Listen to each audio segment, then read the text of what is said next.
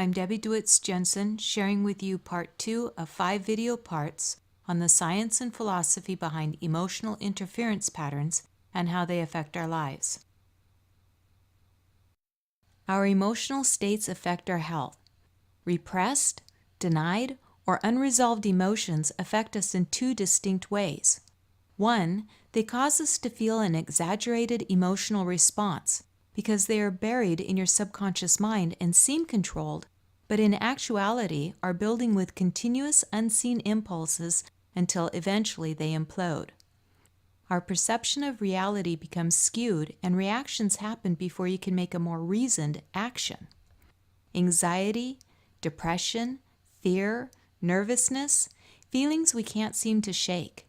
They short-circuit our relationships. They restrict our efforts in achieving our goals. They limit our happiness and our ability to love. It suppresses our natural and healthy sexual expressions and causes us to make the wrong assumptions, hurting the ones we love. Most people struggle under the weight of the accumulation of bruised and broken emotions without ever saying a word. 2, we tend to be afraid that we'll have to suffer if we explore our hurt emotions, not realizing that the fear of suffering is worse than the suffering itself. When our emotions become blocked due to denial, repression, or trauma, we become stuck, unable to appropriately respond authentically to the world around us. And the other way that emotions affect our health is physically. They generate a specific, constant, low-level vibration that irritates our body's tissues that are being distressed continuously over time until they begin to dysfunction. For our emotions are intimately connected and inseparable from our physiology and our experience of health. They run every system in our body. It is a conservative estimate that 90% of all physical problems have a psychological root.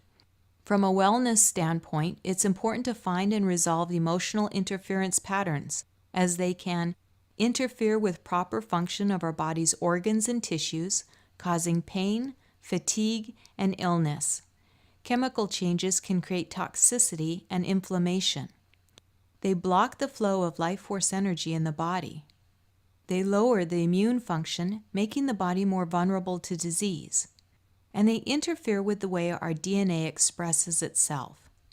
To clarify, Deepak Chopra states that we only have a blueprint for health. There is no blueprint for disease.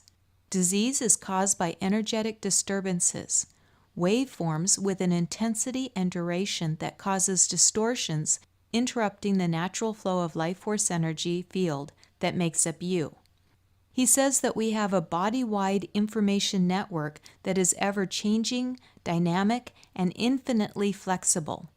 A mobile brain that moves through our entire body, located in all places at once and not just in the head, that consists of 1, neurotransmitters that carry very basic messages, either on or off, referring to whether the receiving cell discharges electricity or not, and 2, the peptides that are more likely to move through extracellular space, sweeping along in the blood and cerebrospinal fluid, traveling along distances in the body, and causing complex and fundamental changes in cells whose receptors they lock onto.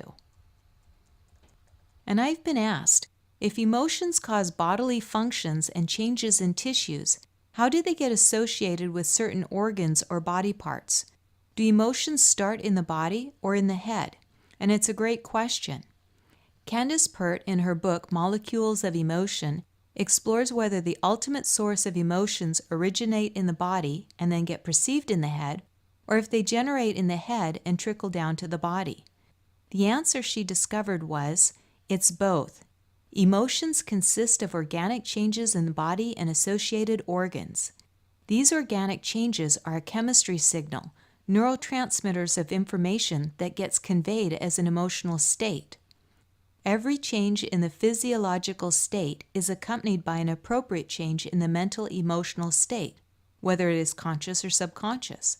And conversely, every change in the mental emotional state, conscious or subconscious, is accompanied by an appropriate change in the physiological state. It is a simultaneous two-way street. Certain organs and body tissues will resonate differently with different emotional signals that it picks up and acts upon. Those neurotransmitters of the organs are associated with emotional states of mind, linking them together. An example would be anger is typically associated with the liver, sorrow, grief, or suffocation with the lungs, and so on. Our internal chemicals are the actual foundation that manifests as our emotions, beliefs, and expectations that profoundly influence how we respond to and experience our world. Emotions create a chemical process in our body that then get transmitted from the surface of the cell deep into the cell's interior, where the message can change the state of the cell dramatically. A chain reaction of biochemical events charge into action and begin a number of activities within our body, either to the benefit or to the detriment of our health. These chemical processes play a wide role in regulating practically all life processes, as emotions are linked between mind and body. These chemical processes play a wide role in regulating practically all life processes, as emotions are the link between mind and body. They greatly influence the body-wide biochemical network of information that is communicated throughout our internal systems, such as the endocrine, neurological, gastrointestinal, and the immune system. This information alone should be enough to convince most individuals that learning to resolve emotional interference patterns within these biosystems is a very important skill to have. Emotions play an instrumental role in how we relate to ourselves and the world. They are essential in reaching the greatest possible understanding of who we are and what we want. Located in the body, emotions make themselves known primarily through internal sensations.